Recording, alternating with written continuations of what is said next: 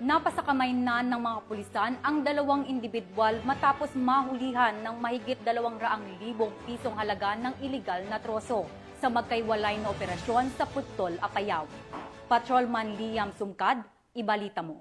Nasasam ng 1st Apayao Provincial Mobile Force Company at mga katuwang na ahensya ang mahigit 247,000 halaga ng iligal na troso sa magkahiwalay na operasyon sa Barangay Lydia, Putol, Apayao.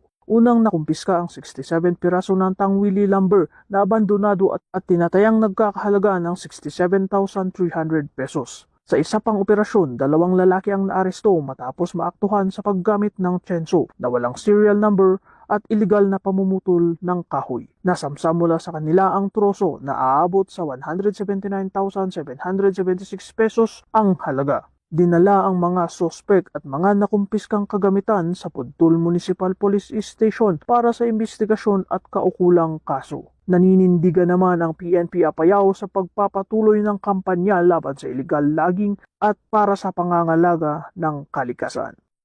Mula dito sa Regional Police Community Affairs and Development CAR, ako ang inyong PNN correspondent, Patrolman Sumkad, alagad ng batas, tagataguyod ng Balitang Pulis.